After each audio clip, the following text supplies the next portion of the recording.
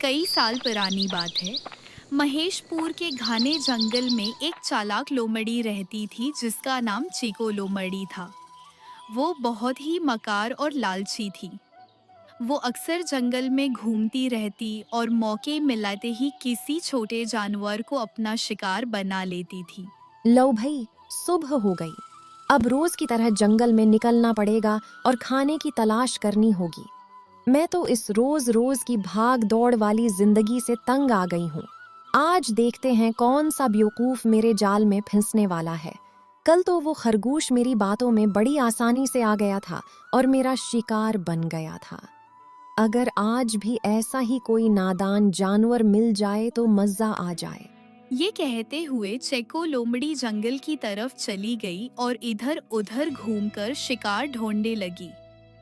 काफी देर तक जंगल में घूमने के बाद भी उसे कोई शिकार न मिला, तो वो थककर एक दरख्त के नीचे बैठ गई।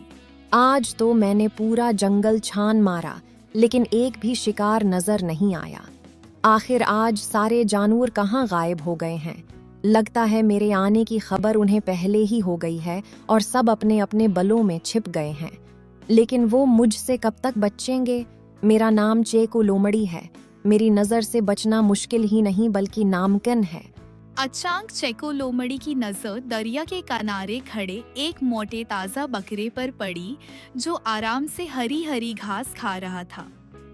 बकरे को देखते ही लोमड़ी की आंखें चमक उठी। वाह! आज तो किस्मत खुद चलकर मेरे पास आ गई है। मैं तो वैसे भी आज बकरे का गोश्त खाने का सोच रही थी। ये बकरा तो बड़ा मोटा ताजा है। इसका गोश्त कई दिनों तक मेरे काम आएगा। चेको, अब देर मत कर। जल्दी से उसे अपनी मीठी बातों में फंसा ले। अगर ये बकरा हाथ से निकल गया तो आज भूखा ही रहना पड़ेगा। ये सोचकर चेको लोमड़ी आहिस्ता आहिस्ता बकरे के पास चली गई और उससे बातें करने लगी। ओरे मोनो बकरा भाई, तुम ये खशक और बेमजा घास खाकर बोर नहीं होते? क्यों लोमड़ी बहन, ऐसी क्या बात है? मैं अभी पास वाले जंगल से आ रही हूँ। वहाँ की घास बहुत ही नरम और मजेदार है। अगर तुम चाहो तो मेरे साथ चलकर खुद देख सकते हो। क्या वाकई वहाँ इतनी अच्छी घास है? बिल्कुल। अगर यकीन नहीं आ रहा तो मेरे साथ चलकर खुद देख लो। लोमड़ी की मीठी मीठी बातें सुनकर मोनो बकरा आहिस्ता आहिस्ता उसकी बातों में आ गया। अगर ऐसी बात है लोमड़ी बहन, तो फिर मुझे भी वो जगह दिखाओ। अगर वाकई वहाँ इतनी मजेदार घास है तो मुझे जल्दी वहाँ ले चलो। बकरे की ये बात सुनकर चेको लोमड़ी दिल ही दिल में बहुत खुश हुई, क्योंकि उसे यकीन हो गया था कि उसकी चाल कामयाब हो गई है। चेको लोमड़ी बकरे को अपने साथ लेकर एक सुनसान और घने जंगल की तरफ चली गई। कुछ देर बाद वो जंगल के एक सुनसान हिस्से में पहुंच गए। लोमड़ी बहन, वो मजेदार घास कहाँ है?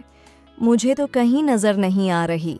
जल्दी मुझे उस जगह पर ले चलो। जैसे ही वो दोनों जंगल के अंदर गहराई में पहुंचे तो लोमड़ी का अंदाज ही बदल गया।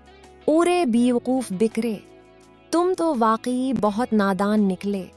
तुम मेरी मीठी मीठी बातों में बड़ी आसानी से आ गए। मैंने तुम्हें सिर्फ धोखा दिया था।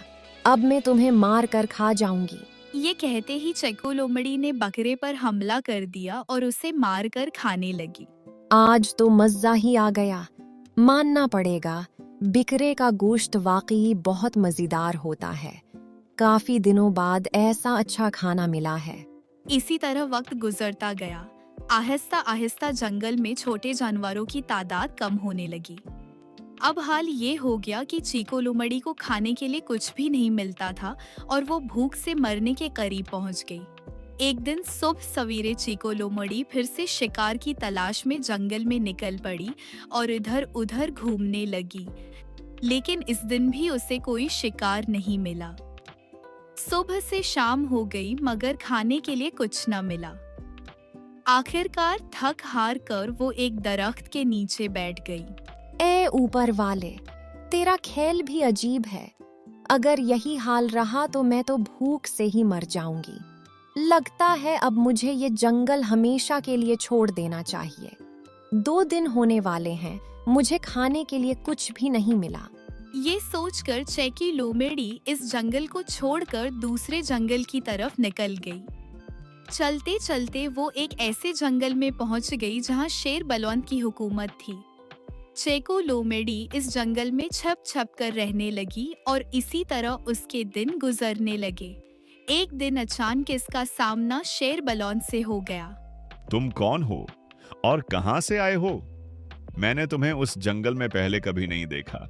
शेर की बात सुनकर चेको लोमड़ी थोड़ी घबरा गई और जल्दी में घबराहट से जवाब देने लगी। ईरे अरे, मैं तो यमलोक से आया हूँ। मुझे उस जंगल का जायजा लेने के लिए भेजा गया है। क्या तुम मुझे बेवकूफ समझते हो? अगर तुम्हें मालूम नहीं तो सुन लो, मैं उस जंगल का बादशाह हूं और अगर तुमने मेरे साथ कोई चालाकी करने की कोशिश की तो अपनी जान से हाथ धो बैठोगे। समझ गए? शेर की ये बात सुनकर चेको लोमड़ी बहुत ज्यादा डर गई और फौरन झुककर मुआफी मांगने लगी। हुजूर, इस आजिज लोमड़ी का सलाम कबूल करें। मैं बहुत दूर के जंगल से यहाँ आया हूँ। इस दुनिया में मेरा कोई नहीं है। मैंने आपके बारे में बहुत कुछ सुना था कि आप बहुत मेहरबान और इंसाफ पसंद बादशाह हैं। अपनी तारीफ सुनकर शेर बलवंत बहुत खुश हो गया। अच्छा, तुम्हारा नाम क्या है? हुजूर, मेरा नाम चेको है। सुन लो चेको, मैं उस जंगल का बादशाह हूं।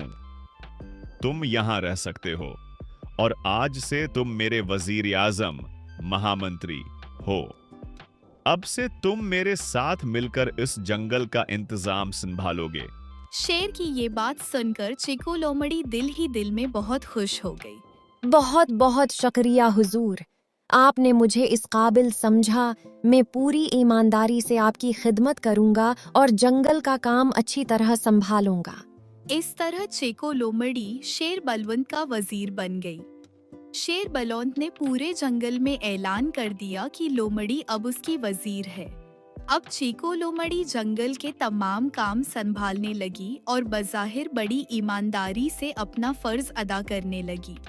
एक दिन सुबह सवेरे जंगल की अदालत में एक मामला आया। हुजूर, सच कहूँ तो आप बादशाह कहलाने के लायक ही नहीं हैं। क्या कहा तुमने? तुमने उस जंगल के बादशाह को बेअक्ल कहा? तुम्हारी ये जरात कैसे हुई? जी हाँ, मैंने आपको बेअक्ल कहा है क्योंकि आपने एक हामिला गाय को सजाए मौत दे दी।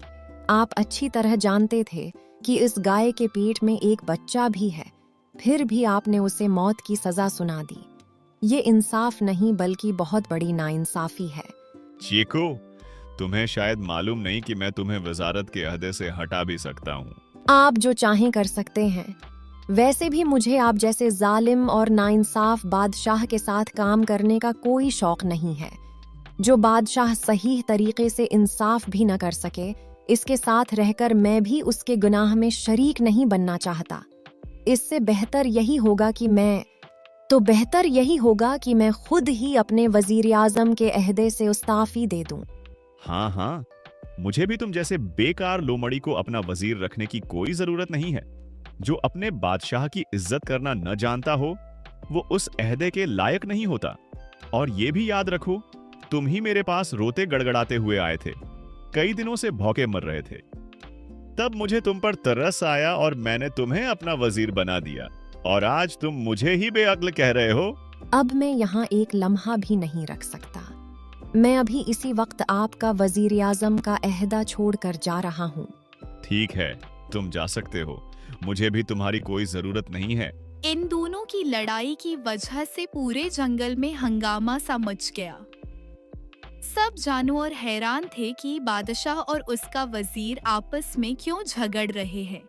इसी दौरान जंगल का बुजुर्ग वजीर हाथी वहां पहुंच गया। ओरे, क्या बात है महाराज, आप अपने वजीर आजम पर उतने नाराज क्यों हो रहे हैं? वजीर जी, आप खुद ही उनसे पूछ लें। महामंत्री जी, आप ही बताएं, आखिर आप दोनों के दरमियान क्या मामला है? आप दोनों की लड़ाई की खबर तो अब पूरे जंगल में फैल चुकी है। वजीर जी, उनका कहना है कि मैं एक बेकार लोमड़ी हूँ और ये भी कहते हैं कि मैं उनके पास भूखा प्यासा रोता हुआ आया था, तब उन्होंने मुझ पर तुरस खाकर मुझे वजीर बनाया था। इतनी बड़ी तौहीन सुनकर मैं उनका वजीर बनकर नहीं रह सकता। महाराज, आपको अपने वजीर की उस तरह बेइज्जती नहीं करनी चाहिए।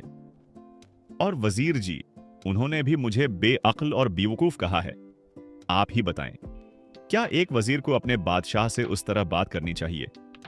महाराज, आपने उन्हें बेकार लोमड़ी कहा था, इसीलिए उन्होंने गुस्से में आपको बेअक्ल बादशाह कह दिया।